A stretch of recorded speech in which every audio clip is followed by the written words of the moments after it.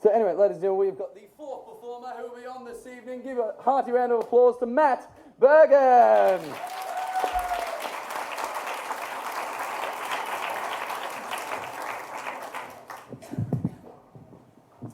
Good evening, everyone. My name's Matt.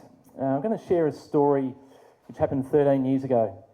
I actually was the youngest Santa, would you believe? It was quite a bizarre story. I needed some cash over the Christmas, just a little bit of out of work at the time, and just a young fella, just turned 21. So I thought, what can I do? Work in hospitality? No, I'll work as Santa. So I had a crack, applied and got the job. Quite a rigorous process. Had to go through Santa school, 2 days. And I've rocked up, and I reckon about nearly everyone there was about 104 in the shade except me. I was that young, I was that green, I was going to be a Santa Claus. And you had to go through plenty of stuff. You had to go through the process of what you had to say to the kids and what you couldn't promise and over-deliver. Very tricky, dealing with parents, dealing with pushy ones, dealing with all sorts of things in a very corporate environment. So this was my experience. Got through Santa school and we went out, after we graduated, we went out on Burke Street, running around as all Santas. So it was a big year for Maya and Santa. Not only was I the youngest, we also had the first female Santa, so it was a controversial year. Anyhow, I was posted out to my Santa destination out at a place called Knox City out in the eastern suburbs, and we had shifts. So anyway, it's going along. It's a 6-week period, and I'd like to share the 3 favourite stories, apart from the little boy whose nose was bubbling and the booger was just getting bigger each time he was sitting on my nose, but he's about number 4. 3 stories. One of them is very bizarre, one is very sad, and I reckon anyone in here who's pretty tough at heart, it might melt them.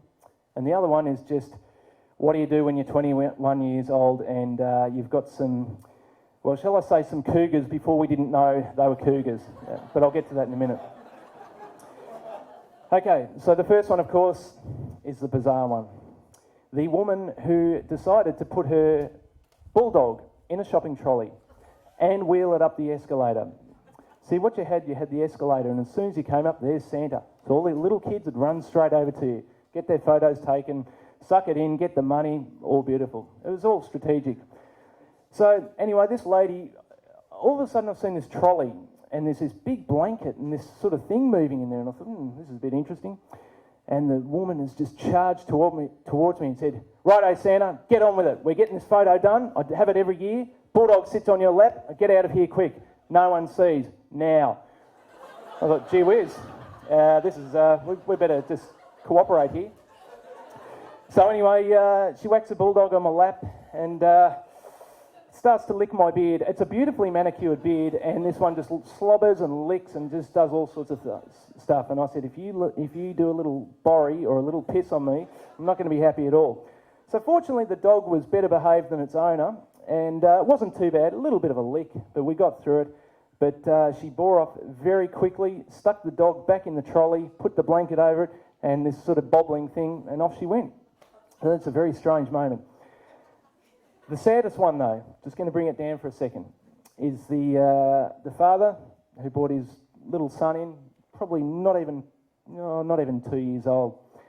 To this day, it still really gets me thinking about it, because he just said he brought this little boy in, and I could tell he was sick. He was very jaundiced, and he had a tube coming from his nose. And the father said to me, "Just like to get a photo with Santa because he's not expected to be here for next Christmas." And what do you say to that? So the little boy sat on my knee, gave him a bit of a hug, put out my hand, and the little boy just grabbed it and grabbed it and grabbed it. Gave me a beautiful smile. I thought, geez, what do you do? What do you do? So we got the photo, and I just melts me, still to this day. So that was a tough one. We'll just get on to the final one. The 2 voluptuous-looking women with the leopard skin prints. They said, "Get out of the way, kids. We can see it's a young Santa." Gee whiz, I was a bit scared. So anyway, these 2 just jumped on me, and all of a sudden, 21, little experience in this world, and one of them just starts rubbing my inner thigh. Well, I was hoping that just something wouldn't grow down there. I was very well behaved, and it was all good. And the one that said, "Oh, this is a young Santa, we could do all sorts of things with him," And I thought, no, let's just behave and just get the photos done. And the kids were cracking the shits because mum and her friend were just sitting on Santa's knee. The friend was a little bit heavy too, so I reckon I could have claimed compo, but I didn't. So there you go, there's a bit of a Santa story for you. Hope you enjoy the rest of the night. Thanks for your time.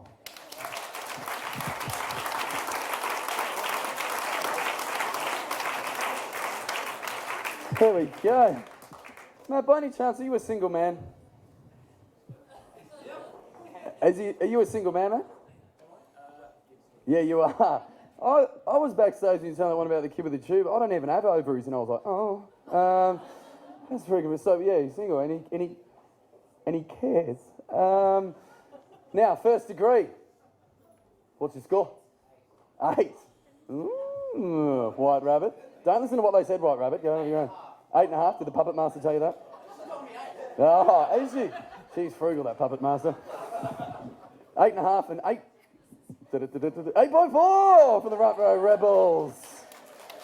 There we go. All right, guys. Just for my own amusement and to screw Chloe around next time, can we work in fractions? Is that cool? Can you work in fractions next time?